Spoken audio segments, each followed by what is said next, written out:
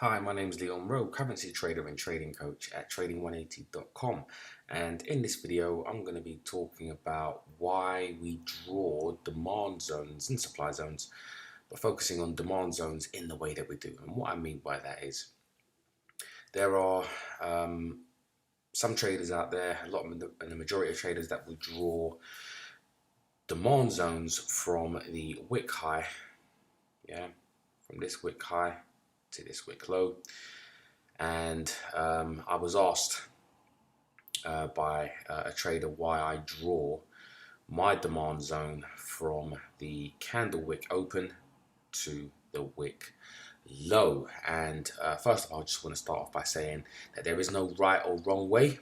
You do what makes sense to you, and both will have their pros and cons. Now, I have a philosophy, and my philosophy is, when it comes to supply and demand, is looking at understanding value and prices, and what's a bargain price and what isn't.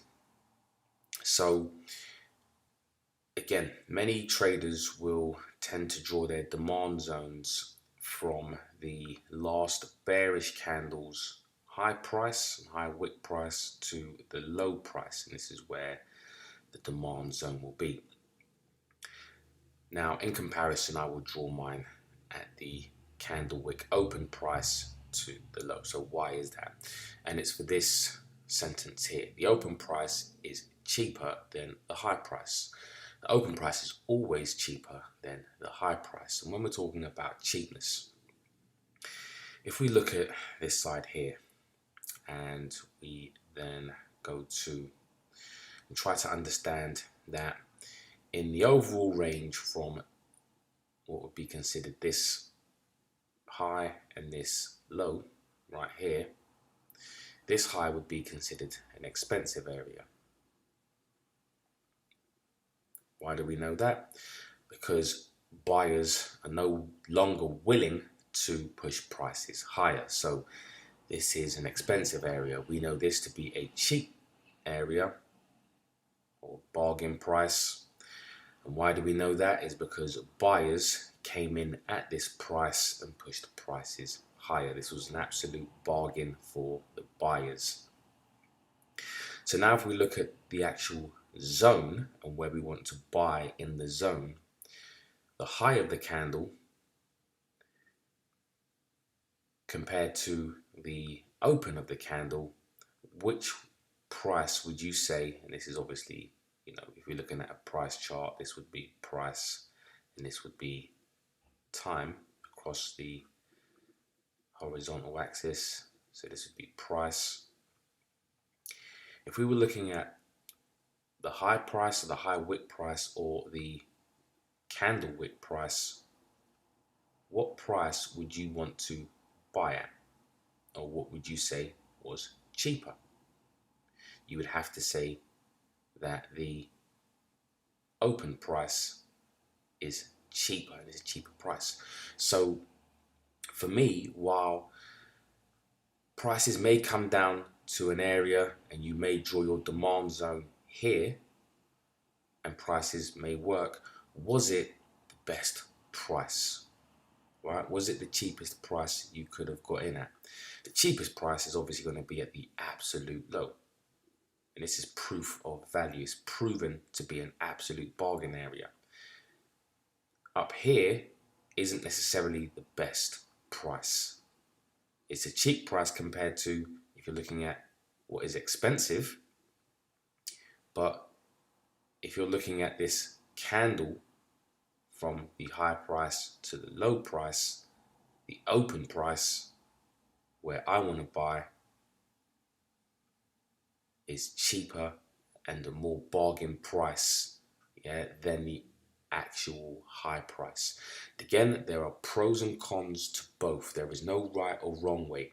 What I would suggest is that if you want, you can always go to your price chart and you can plot out either method and see which one works for you.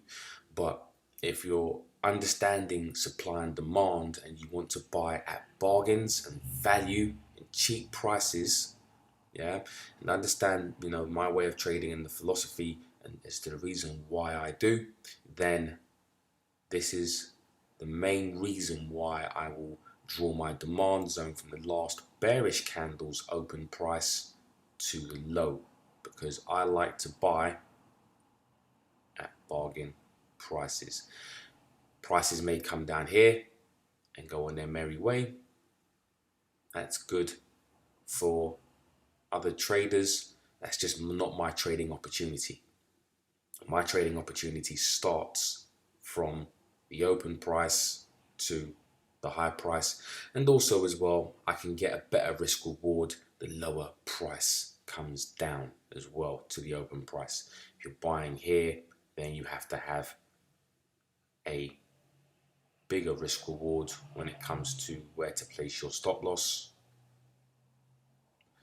whereas my stop loss is going to be a lot smaller in terms of pips, but I use obviously, but in case you don't know, I use risk percentage.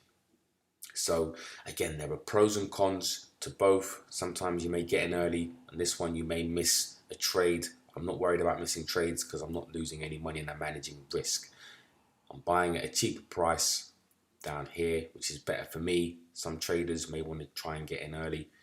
I'm not too fussed. So again, there's no right or wrong way of trading supply and demand. Everybody can get, and profit how they profit. I'm not here to, to make the comparison. But if you feel and you want to know why I trade down here, or what is the better way to trade, then this is just an option, and this is the reason why I do.